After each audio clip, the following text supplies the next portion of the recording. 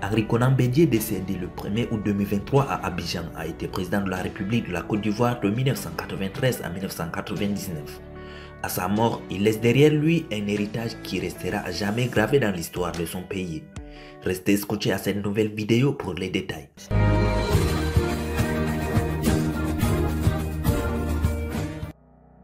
Né le 5 mai 1934 dans le village de Dadiekro, à Daoukro dans le centre de la Côte d'Ivoire, Henri Konan Bédié de sang royal est issu d'une fratrie de 9 enfants, est le fils d'un cultivateur de cacao.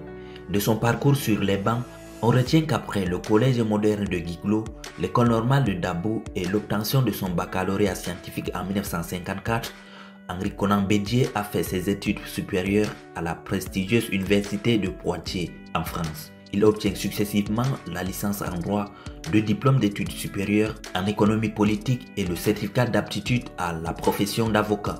Il soutiendra avec succès en 1969 une thèse de doctorat d'état en sciences économiques. Après des études en France, il devient à l'âge de 26 ans le premier ambassadeur de Côte d'Ivoire aux États-Unis et au Canada après l'indépendance en 1960. Il revient au pays où il devient délégué aux affaires économiques et financières de 1966 à 1968, puis ministre de l'économie et des finances de 1968 à 1977. De 1980 à 1993, Bédié a exercé comme président de l'Assemblée nationale de la Côte d'Ivoire sous le régime du père de l'indépendance de la Côte d'Ivoire, Félix Houphouët-Boigny. En tant que président de l'Assemblée nationale, Bédié a succédé au président de longue date, Félix Houphouët-Boigny. Il a annoncé qu'il assumait la présidence à la télévision d'État quelques heures après la mort de Félix Houphouët-Boigny le 7 décembre 1993. Conformément à la Constitution, il a été président par intérim pour le reste du mandat d'Houphouët-Boigny. Une brève lutte de pouvoir entre Bédié et le Premier ministre à l'époque, Alassane Ouattara, s'ensuivit. Ouattara a démissionné de son poste de Premier ministre le 9 décembre de la même année. Henri Konan Bédié a ensuite été élu président du PDCI en avril 1994. Il ne joue surtout pas du charisme et de l'aura de son prédécesseur et se retrouve rapidement accusé de répression politique et de corruption. Il utilise aussi l'idée de l'ivoirité, notion selon laquelle une personne serait vraiment ivoirienne et donc pourrait se présenter à l'élection présidentielle que si son père et sa mère sont d'origine ivoirienne. Ceci a permis notamment d'écarter son principal rival Alassane Ouattara à l'élection présidentielle ivoirienne de 1995 car la rumeur disait que le père d'Alassane Ouattara était burkinabé. En 1995, il est élu avec 96,44% des suffrages.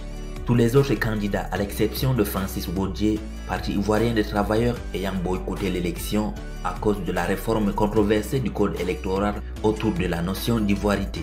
Son mandat est marqué par une crise sociale majeure consécutive aux problèmes économiques que connaît le pays depuis le début des années 1980, malgré des années d'ajustement structurel et des réformes libérales effectuées de 1990 à 1993.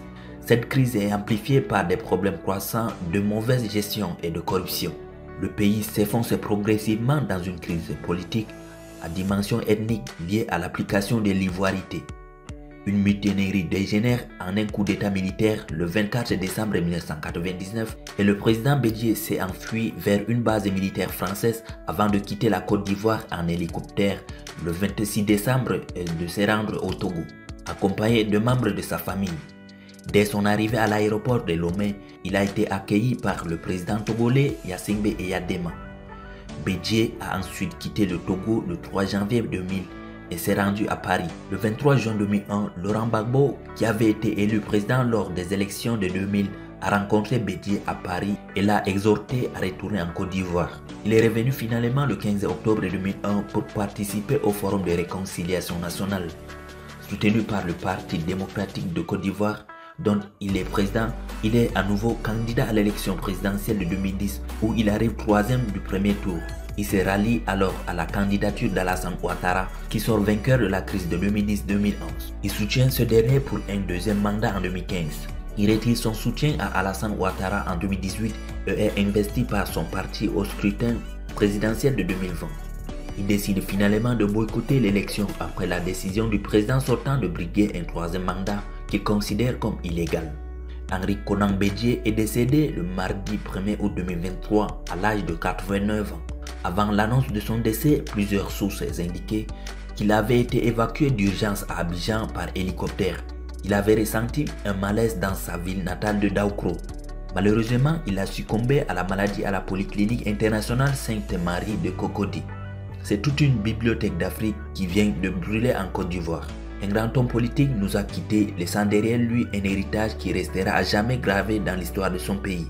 Collectionneur d'objets d'art, amateur et belles et bonnes choses, Henri Konan Bédié était à la tête d'une des plus importantes fortunes du pays, bien qu'elle soit impossible à chiffrer. Elle provient notamment de ses investissements dans l'immobilier à Abidjan et en France principalement, et de ses immenses plantations de café, de cacao et d'EVA dans l'est et dans l'ouest de la Côte d'Ivoire. En tant qu'ancien chef d'État, il touchait en outre 9,5 millions de francs CFA par mois et bénéficiait de nombreux avantages. Véhicules, personnel de sécurité et cabines. Marié à Henriette Kwazam, Henri Konan Bédié laisse 3 enfants dont une fille et 2 garçons. Durant son mandat, il a fait construire des bâtiments somptueux dans son village natal ainsi que des hôpitaux. Merci d'avoir été attentif à cette nouvelle vidéo. Magazine du Savoir adresse ses sincères condoléances à sa famille politique et biologique. Veuillez liker, commenter et surtout de vous abonner si vous découvrez cette chaîne pour la première fois. A bientôt pour une nouvelle vidéo.